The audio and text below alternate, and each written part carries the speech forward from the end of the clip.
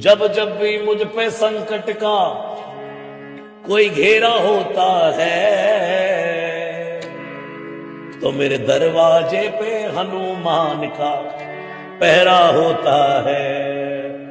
मेरे दरवाजे पे हनुमान का पहरा होता है।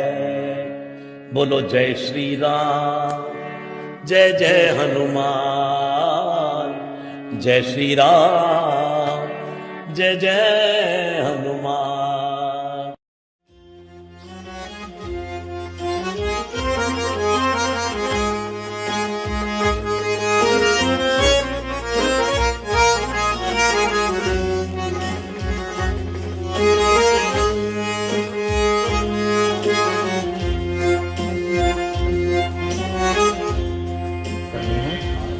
स्टार्ट हो जाए तो बता दो।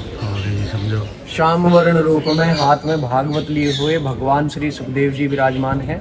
बराबर में राजा परीक्षित जी बैठे हैं, हाथ जोड़कर भागवत कथा सुन रहे हैं। जहाँ पर आप अभी आए हो, ये इस जगह का नाम सुक्रताल है और ये स्थान सुखदेव आश्रम के नाम से प्रसिद्ध है। ये डिस्ट्रिक्ट मुजफ्फरनगर में पड़ता है, यूपी में, उत्तर प्रदेश में। और यहाँ पर लगभग 5000 साल पहले भगवान श्री सुखदेव जी ने परीक्षित जी को 7 दिन तक भागवत सप्ताह की कथा सुनाई और भागवत के द्वारा राजा परीक्षित को मोक्ष की प्राप्ति कराई थी, उन्हें श्राप से मुक्त कराया था। परीक्षित जी को आप जानते ही होंगे, महाभारत में जो 5 पांडव थे, पांडवों में अर्जुन थे, अर्जुन के पुत्र हुए अभिमन्यु और अभिमन्यु के पुत्र हुए राजा परीक्षित। पांडवों के आखिरी वंश राजा परीक्षित ही थे। तो महाभारत के लास्ट में अश्वत्थामा ने पहले पांडवों के 5 सोते हुए पुत्रों के गले काट दिए। आखिरी वंश परीक्षित बचे थे, ये उस समय अपनी माता के उत्तरा के गर्भ में थे। तो इनके ऊपर ब्रह्मास्त्र का प्रयोग किया अश्वत्थामा ने इनको मारने के लिए। तो जब ब्रह्मास्त्र का प्रभाव माता के गर्भ पर पड़ा उत्तरा के, तो उन्होंने किसको याद किया? भगवान कृष्ण को। पांडवों को जब भी कोई समस्या होती थी, किसको याद करते थे? भगवान कृष्ण को। भगवान कृष्ण प्रकट हुए, अंगूठी इतना स्वरूप लिया और उत्तरा के गर्भ में जाकर उस ब्रह्मास्त्र से राजा परीक्षित के प्राणों की रक्षा की और उनके प्राण बचाए राजा परीक्षित के।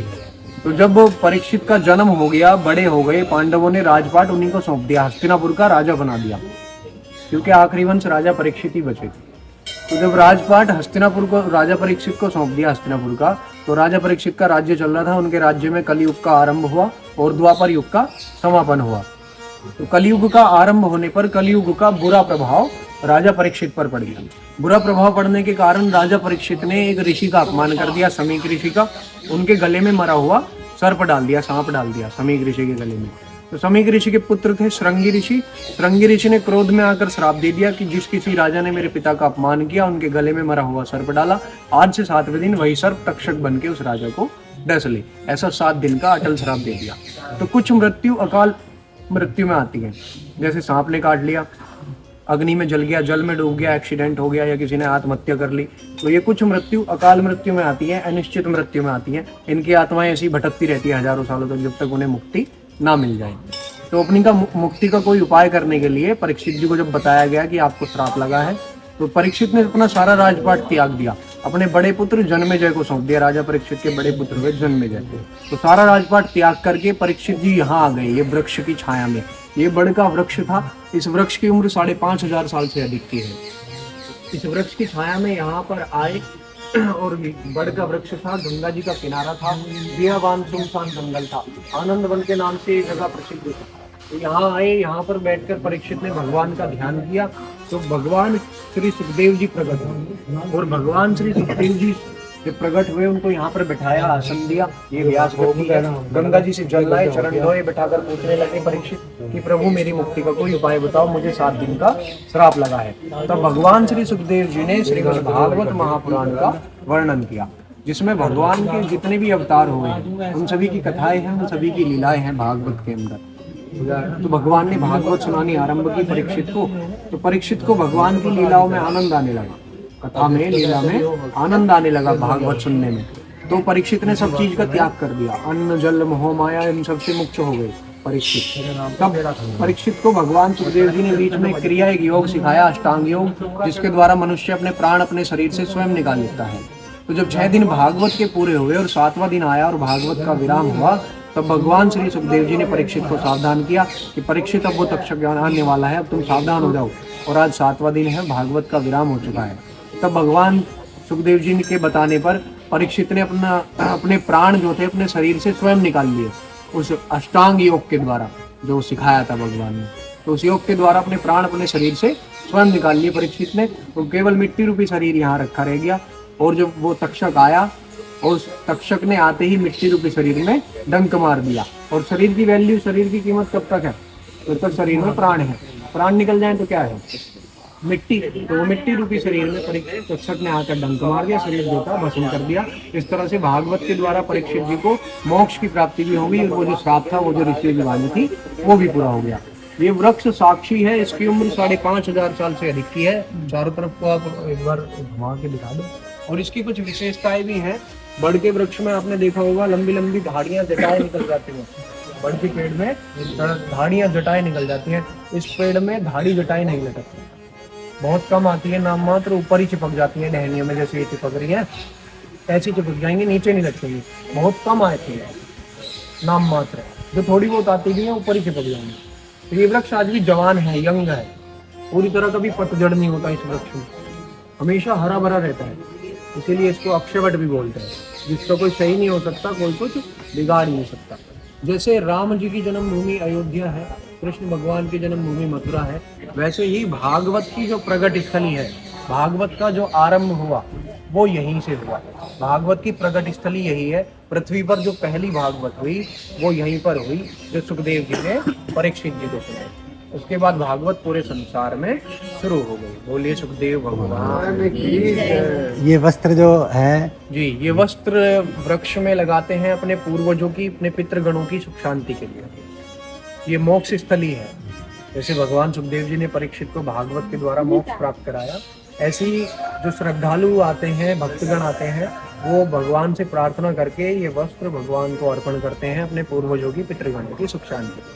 और धागा जो लगता है वृक्ष में, ये ग्रह शांति के लिए लगाते हैं, घर की सुख शांति के लिए। और कोई किसी की कामना हो, मनोकामना के लिए भी बांधते हैं वृक्ष में धागा। किसी की कामना हो तो भगवान से प्रार्थना करके किसी भी डहने में, किसी भी शाखा में धागा बांध के चला जाए, और जब उसकी कामना पूरी हो जाती है फिर वो धागा उसको खोलने आना पड़ता है। जय श्री राम। एक चीज और तोते से भगवान सुखदेव जी की उत्पत्ति हुई, जन्म हुआ। जन्म का कारण एक तोता बना। भगवान सुखदेव जी जो थे वो भगवान नारायण का ही अवतार थे। तो भगवान का जन्म जो हुआ वो एक तोते की वजह से हुआ। इसलिए भगवान सुखदेव जी का स्वरूप मानते हैं तोते को, और इसीलिए उनके दर्शन करते हैं। तोते के ये बोल रहे हैं ना, देखो ऊपर, ये यहीं पर रहते हैं वो, तो उनके दर्शन करते हैं। दर्शन करने से समझ लो ऐसा मन के भाव है कि समझ लो भगवान सुखदेव जी के दर्शन इनके बड़े शुभ माने जाते हैं। सुलक्ष पे तोते के जाते। आज एक चीज और दिखाऊंगा वीडियो में, एक बार इसे वो कर लो, कोई नहीं, चलने दो।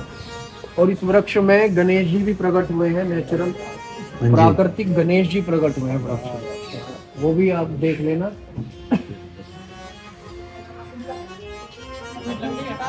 ये गणेश जी प्रकट हुए हैं, प्राकृतिक नेचुरल।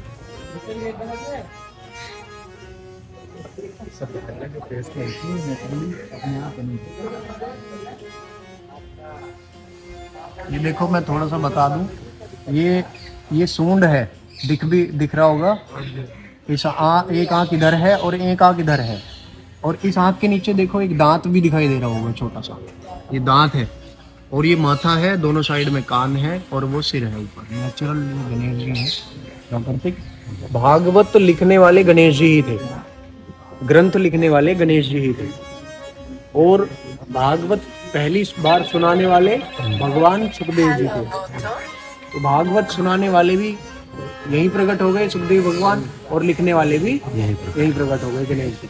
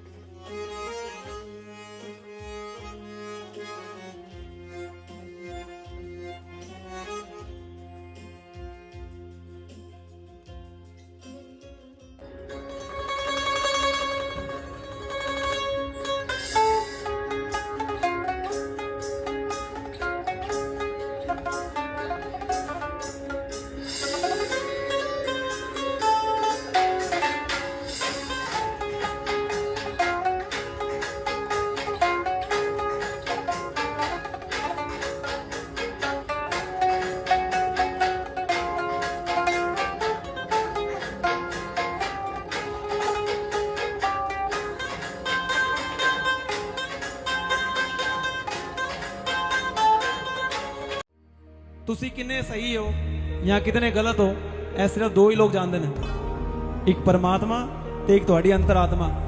ਬਾਕੀ ਕਿਸੇ ਨੂੰ ਸਫਾਈ ਦੇਣ ਦੀ ਜ਼ਿਆਦਾ ਲੋੜ ਨਹੀਂ ਹੈ, ਕਿਉਂਕਿ ਜੋ ਤੁਹਾਡੇ ਨਾਲ ਪਿਆਰ ਕਰਦੇ ਨੇ ਉਹ ਤੁਹਾਡੀ 1000 ਗਲਤੀਆਂ ਨੂੰ ਮਾਫ ਕਰਕੇ ਵੀ ਗਲੇ ਲਗਾ ਲੈਣਗੇ, ਔਰ ਜਿਨ੍ਹਾਂ ਨੂੰ ਤੁਹਾਡੇ ਨਾਲ ਲਗਾਵ ਨਹੀਂ ਹੈ ਉਹਨਾਂ ਵਾਸਤੇ ਗਰਦਨ ਵੀ ਕਟਵਾ ਦੋਗੇ ਨਾ, ਉਹ ਕਹਿਣਗੇ ਸਹੀ ਤਰ੍ਹਾਂ ਕੱਟੀ ਨਹੀਂ ਹੈ। क्रोध के माँ पर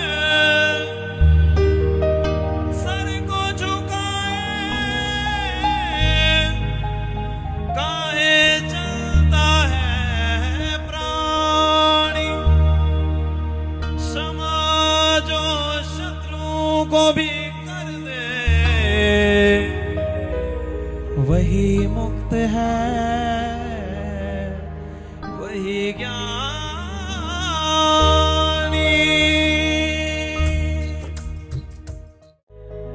तीन चीजां जिस तो कदी सैटिस्फाइड ना होना, तीन चीजां जिस तो इंसान को कदी सैटिस्फाइड नहीं होना चाहिए। पहला है ज्ञान, जितना मिल जाए ले लो। दूसरी चीज है नाम, जितना जप सको जप लो। और तीसरी चीज है दान, जितना मन करे ना हमेशा कर लो, ऐसा सोचो कि मैं बड़ा दान कर चुका हूं। तीन चीज़ां जिस तो कभी सैटिस्फाइड नहीं होना चाहिए, नाम, ज्ञान, दान। तीन चीज़ां जिस तो सैटिस्फाइड रहना चाहिए। सब तो पहले अपना परिवार, जो परमात्मा ने सानू बख्शिया है ना, उस तो ज्यादा सानू कोई प्यार नहीं कर सकता। दूसरी चीज़ है घर का बनया भोजन, जो भी बनया है उन्होंने बड़ा नमस्कार करके हाथ जोड़ के खाना चाहिए। और तीसरी चीज़ है अपनी कमाई, अपनी दिन ब दिन काबिलियत बढ़ाते रहो तो तुम्हारी कमाई भी बढ़ जाएगी, पर जितनी कमाई है वो भी सैटिस्फाइड रहना आना चाहिए।